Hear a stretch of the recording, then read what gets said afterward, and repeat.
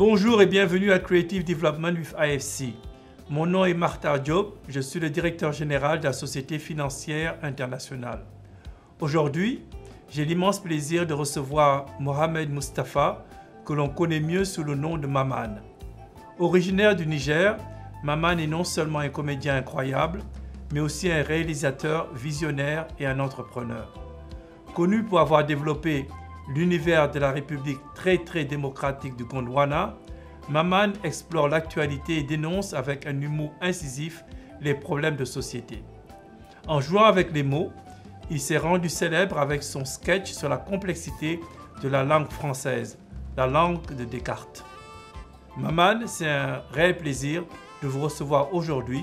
Je vous souhaite la bienvenue dans ce podcast. Commençons tout d'abord par parler de votre enfance. Votre père était diplomate et sa carrière a certainement façonné votre enfance et votre vision de l'Afrique et du monde. Pouvez-vous un peu nous parler de votre expérience quand vous étiez plus jeune et de cette vie un peu de fils de diplomate? Comment ça a façonné votre vie? J'étais un peu, comme on dit, dans les bagages de mon père, qui était ambassadeur du Niger dans certains pays en Afrique, en Côte d'Ivoire, au Cameroun, au Nigeria, en Algérie. Donc, ça m'a donné cette vie bohème. J'ai pas fait, dans toute ma vie, je n'ai pas fait plus de 3 ans et demi, 4 ans dans la même ville. Parce qu'avant d'être diplomate, il était aussi sous-préfet, préfet. Donc, j'ai pas arrêté de bouger dans mon enfance. Le mauvais côté, c'est que je ne peux pas dire que j'ai des amis d'enfance avec qui j'ai fait tout un cursus scolaire. J'en ai beaucoup.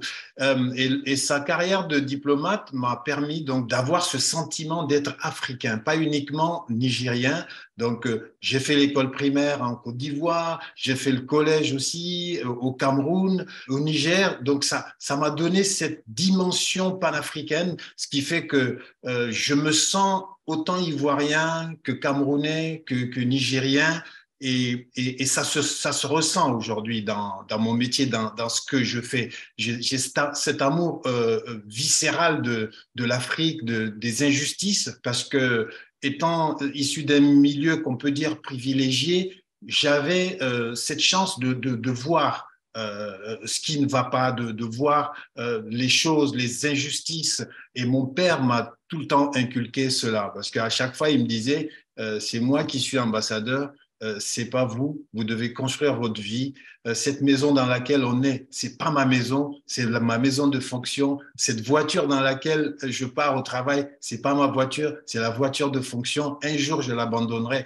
Et donc, ces valeurs, il nous les a inculquées, mes frères et moi. Et ce qui fait que j'ai toujours ce sentiment d'aller vers les gens qui souffrent d'injustice. L'injustice me sautait aux yeux. Et quand j'ai choisi ce métier de comédien, je n'ai pas oublié d'aborder cet aspect-là. Non, c'est extraordinaire parce que vous parlez des parents, ce que vous disiez, c'est ça, comme on disait en anglais, ça résonne beaucoup en moi Oui. parce que beaucoup de valeurs que nous portons nous tous en tant qu'adultes viennent quelque part de l'enfance, des choses qu'on nous a répétées, qui semblaient des fois assez rébarbatives quand on était plus jeune, mais plus tard, on se rend compte que ce sont des conseils et des principes essentiels pour mener une vie qui a du sens.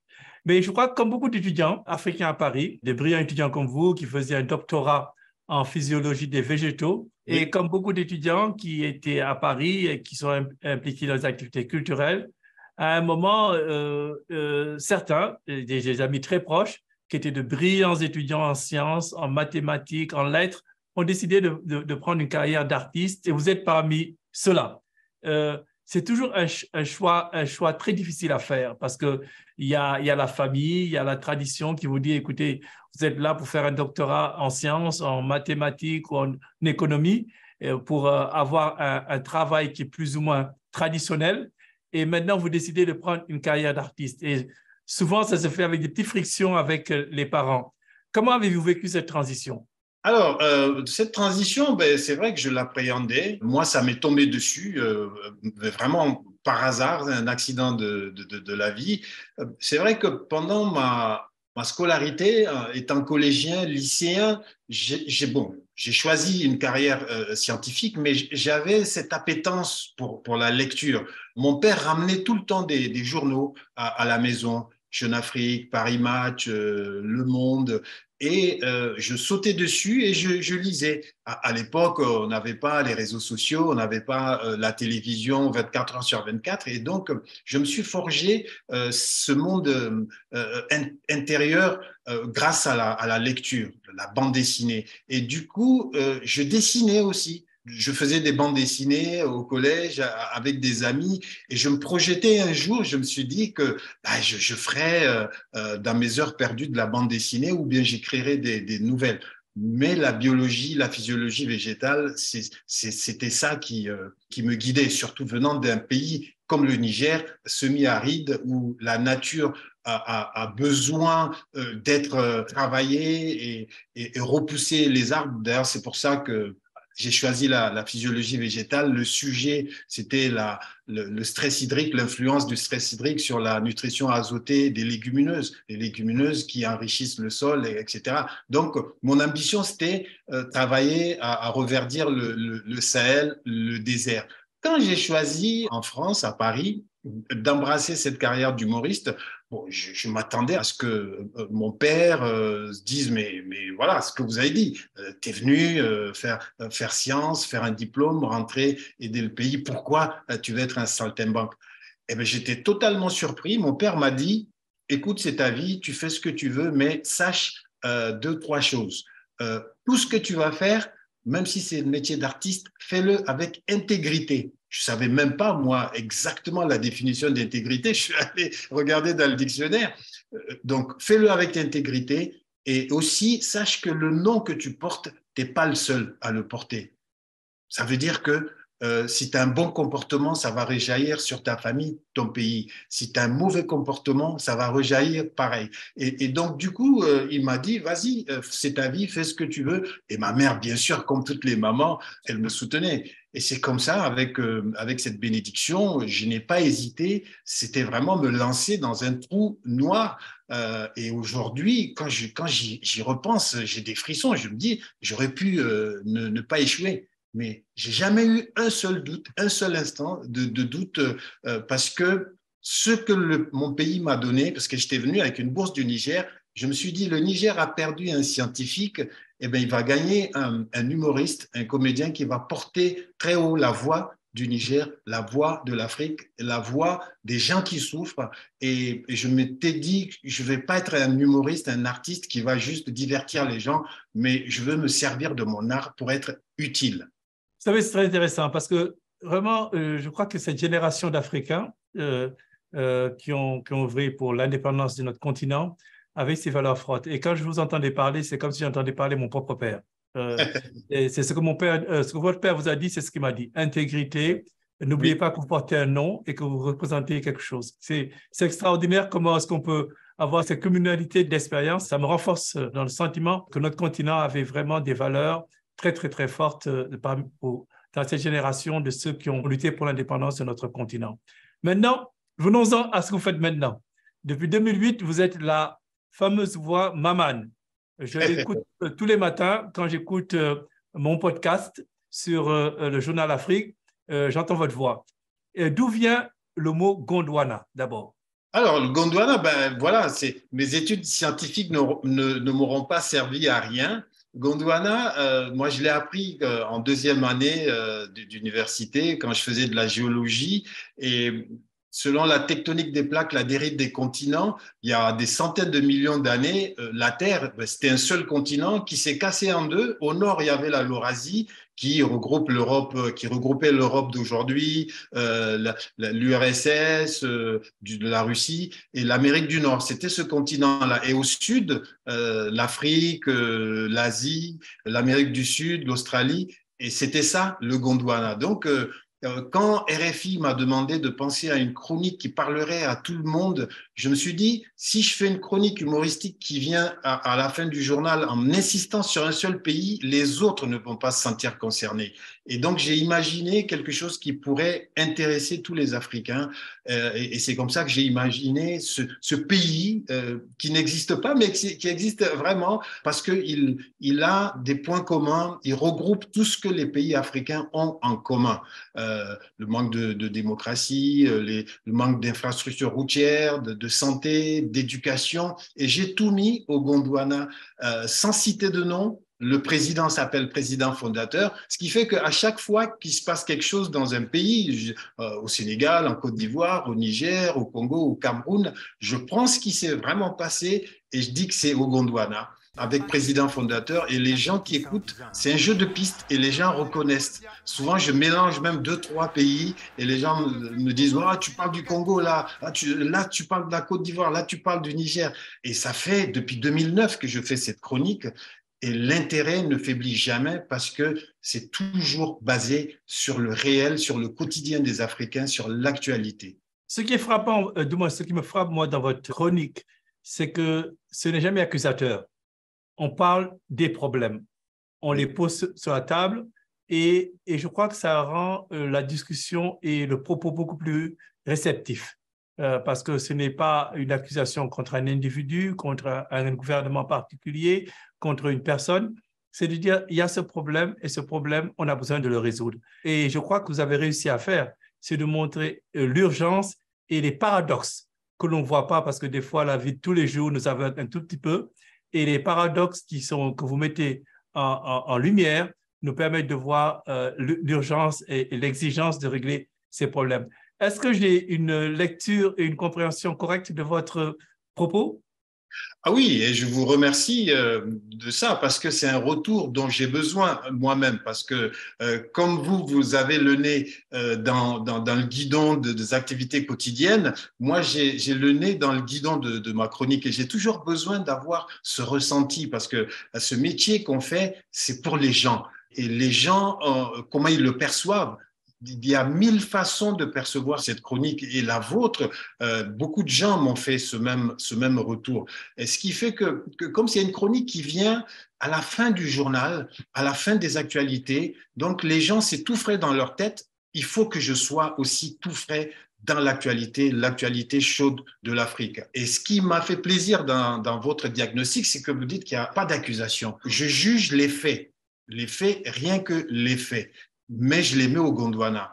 Je n'accuse pas un pays. J'ai commencé cette chronique en 2009. Quand on voit les leaders africains qui étaient à la tête de leur pays en 2009, on voit aujourd'hui en 2023, la majorité n'est plus là. Mais les faits sont toujours là. Quand je parle de troisième mandat, il y a beaucoup de pays qui vont se sentir concernés. Quand je parle de manque d'écoles, manque de dispensaires, manque de structures de santé, quand je parle des jeunes qui fuient le pays pour chercher un avenir meilleur, des jeunes qui se lancent dans les bras des djihadistes ou des trafiquants de drogue ou dans la prostitution, les différents pays africains entendent cela et se disent, ben voilà, ils parlent de nous. Mais il n'y a pas que l'Afrique, il y a différents pays où on entend ça. Ce qui fait que la République très, très démocratique du Gondwana, c'est vraiment le pays où règne l'arbitraire, où règne l'injustice, où les riches vivent aux dépens des pauvres, les puissants vivent aux dépens des faibles. Et il n'y a pas que l'Afrique qui est le Gondwana. Mais comme je suis africain, comme je parle à des Africains, la majeure partie de mon propos concerne l'Afrique. Et vous le faites avec brio et avec... je suis toujours impressionné par les accents que vous réussissez à imiter. Quand vous parlez d'un Sénégalais, on croit que vous êtes né à Dakar. Quand vous parlez d'un Camerounais, on croit que vous êtes né à Douala. C'est assez impressionnant. Maman, vous avez fait donc des études scientifiques et maintenant on voit que vous êtes un champion pour la lutte contre la désertification, pour mettre en place des politiques qui permettent aux pays africains, particulièrement les pays sahéliens, pour faire face au changement climatique. Que pensez-vous qu'on devrait faire de mieux et de plus pour faire avancer ce débat, cette discussion sur l'adaptation au changement climatique en Afrique? Je pense que la chose qu'on peut faire, c'est sortir cette problématique du cercle limité des politiques, des dirigeants du monde, des spécialistes, sortir ça des différentes COP, des différentes conférences qu'on fait habituellement pour traiter ce problème. Il faut aller vers les gens, vers les populations qui subissent ce dérèglement climatique, ce réchauffement climatique. Un dirigeant, un homme politique, un expert qui vit à Paris ou à Washington, ben, il rentre dans sa voiture climatisée, il retourne dans ses bureaux climatisés, dans son palais climatisé, mais les populations qui vivent cela au quotidien, si je prends par exemple au Sahel, où il faut marcher des kilomètres tous les jours pour trouver de l'eau, où les arbres disparaissent, meurent par manque d'eau, par des températures qui montent, ces populations-là vivent cela dans leur corps, dans leur chair. On les retrouve aujourd'hui dans les bidonvilles des capitales parce qu'il n'y a plus rien à manger, et pour eux et pour leur bétail.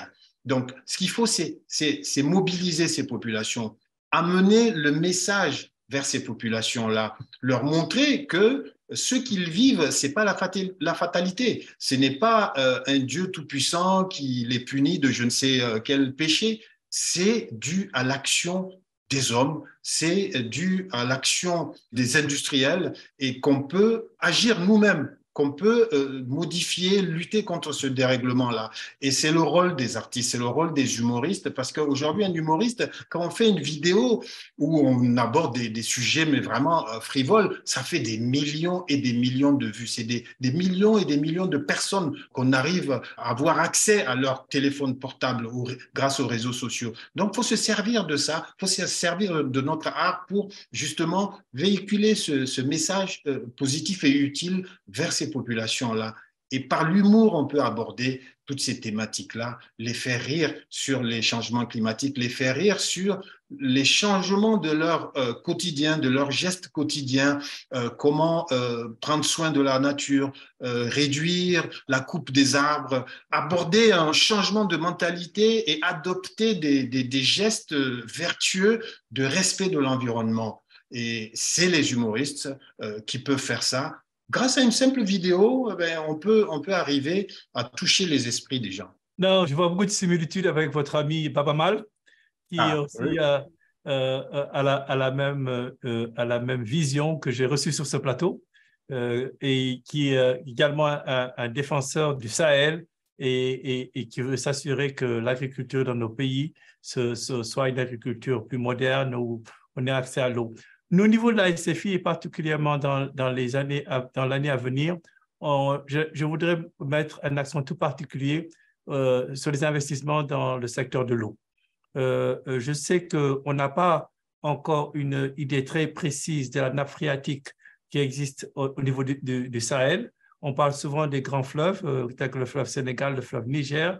On ne parle pas assez de la nappe phréatique et de d'utiliser toutes ces ressources.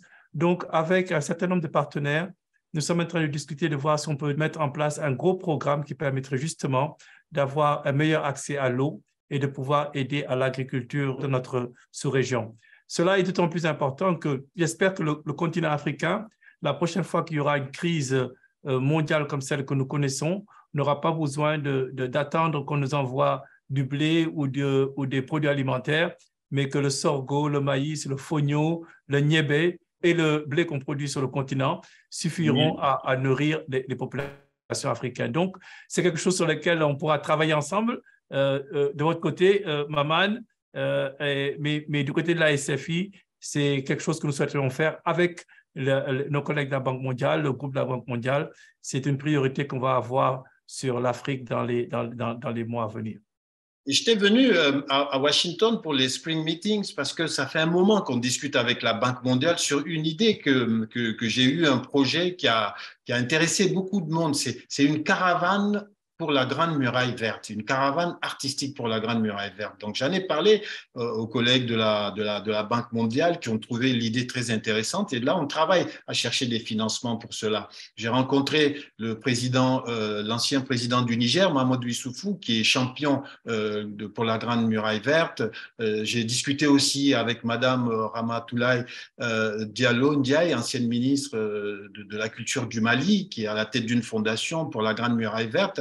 Et on veut mobiliser les artistes, spécialement les humoristes, pour aller dans tous les pays traversés par ce vaste projet de la Grande Muraille Verte pour sensibiliser les gens sur ce qu'est la Grande Muraille Verte. C'est pas juste reboiser, planter des arbres et puis après on s'en va. Non, c'est faire de ce tracé-là, de ces régions, des endroits où les gens vont rester vivre, un environnement meilleur, ce qui implique tous les facteurs nécessaires, indispensables à une vie, c'est-à-dire des arbres, bien sûr, l'agriculture, évidemment, l'élevage, mais aussi des dispensaires, des écoles, des commerces, des routes, des infrastructures. Donc, c'est tout un ensemble. Et je suis en train de travailler de ça. Je suis très content parce que toutes les personnes à qui j'ai parlé de ce projet-là ont été enthousiasmées en me disant que c'est cet aspect qui manquait dans la Grande Muraille Verte. Aller convaincre les populations que c'est leur futur, c'est leur avenir qui dépendent de ça et qu'ils en sont les acteurs premiers. Et l'IFC, je suis convaincu, l'IFC va nous rejoindre là-dedans. Absolument, absolument. On va tout à fait, je crois beaucoup à ce que vous dites. J'ai été impliqué dans une vie antérieure dans la mise en place de ce programme de la Grande Muraille Verte il y a assez longtemps de cela. Donc, je comprends tout à fait ce que vous dites et je suis convaincu de la nécessité de se faire. Maintenant, tournons-nous vers Maman, l'entrepreneur, Maman, le cinéaste, Maman qui a développé des programmes nouveaux en matière d'humour en Afrique. Et à votre avis, qu'est-ce qu'il faudrait faire pour soutenir l'industrie créative en Afrique? Depuis que j'ai commencé, depuis que j'ai décidé de quitter la France et de venir m'installer, me réinstaller en Afrique pour faire mon métier, c'est construire un écosystème de l'humour, de la comédie, ce qui implique avoir des salles pour que les comédiens puissent jouer, des émissions télé, radio pour que leur voix puisse porter auprès du public et aussi une école pour la formation. Former les gens parce que j'ai été confronté à ça. La plupart des gens sont autodidactes, ils viennent là parce qu'ils savent faire rire, alors que dans d'autres pays, on le voit, il y a des standards internationaux. On peut apprendre comment écrire une chronique, comment écrire un film, comment écrire un sketch, comment se tenir sur scène. Il y a tout un tas de techniques, on n'invente rien. Donc, cette école de comédie, je suis en train de la monter à Niamey. Ça sera une école panafricaine pour former les futures générations de comédiens, de scénaristes, de techniciens, de régisseurs, de producteurs là-dedans. Donc, c'est cet écosystème qu'il faut faire parce que le public est là. Hein. Rien que l'Afrique francophone, c'est des centaines de millions de spectateurs, de téléspectateurs, de gens qui sont intéressés par l'humour.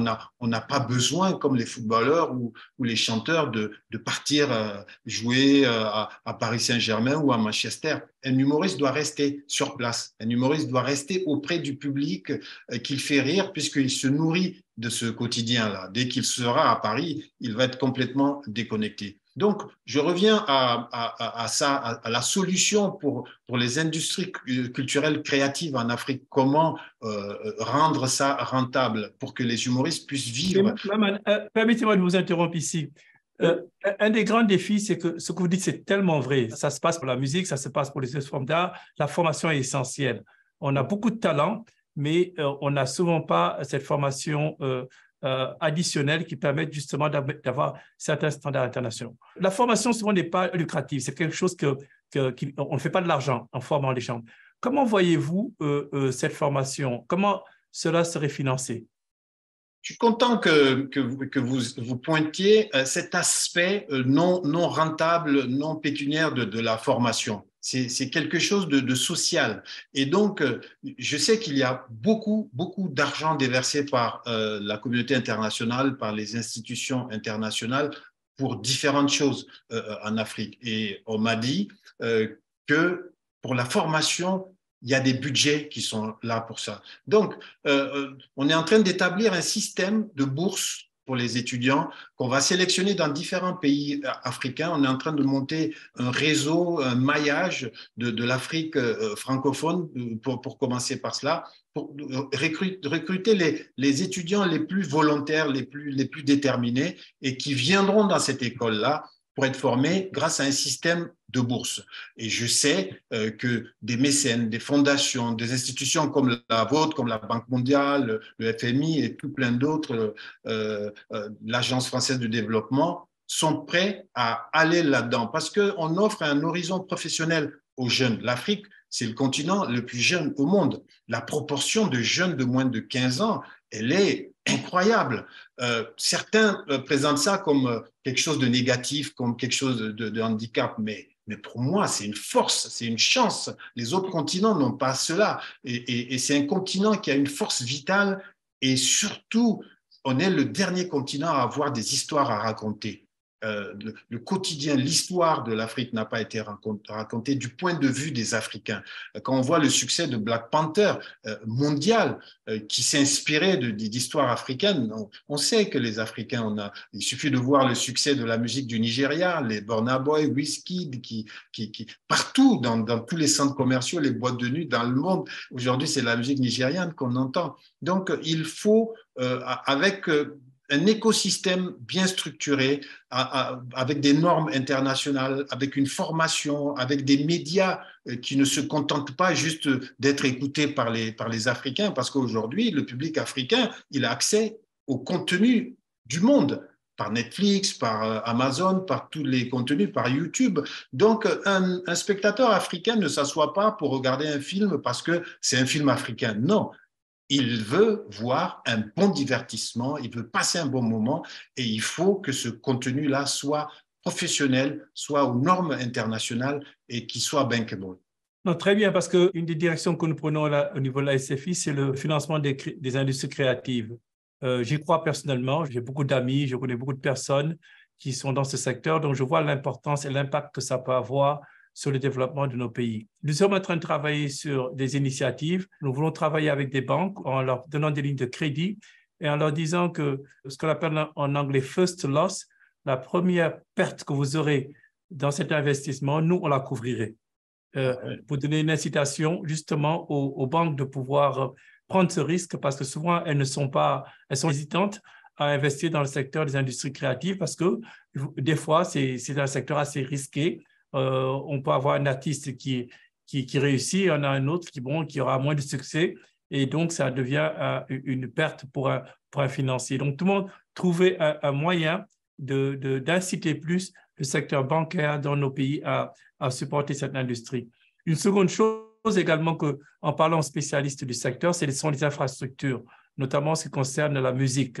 Et quelqu'un me disait, écoutez, quand vous voyez les artistes africains, ils font tous des tournées en Europe, aux États-Unis, il y en a très peu qui font des tournées au sein du continent africain.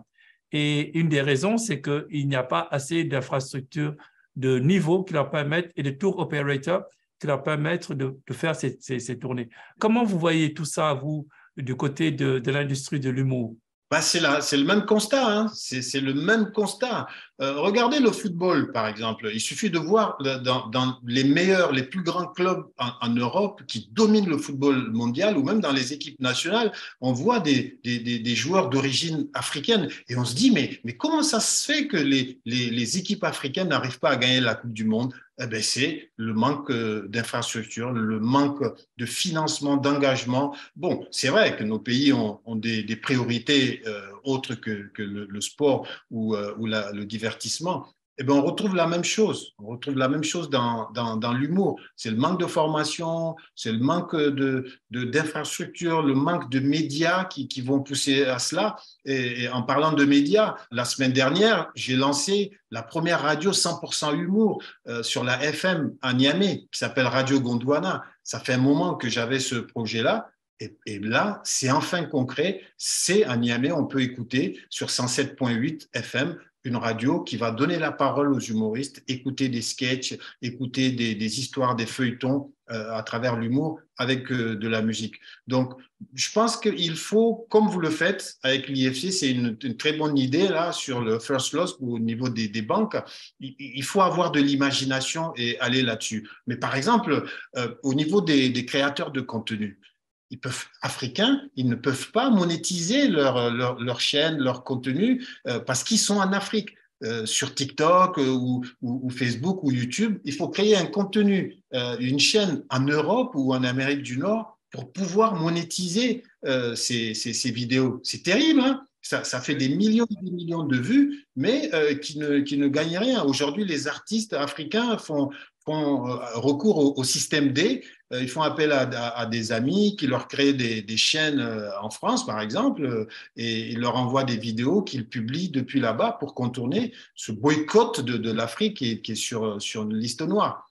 Donc, ça fait partie du plaidoyer, du lobbying qu'on doit faire au niveau de toutes ces plateformes-là pour que un créateur de contenu africain puisse monétiser son contenu en restant en Afrique. Parce que sinon, c'est d'autres dans d'autres continents qui prennent nos idées et se font de l'argent avec.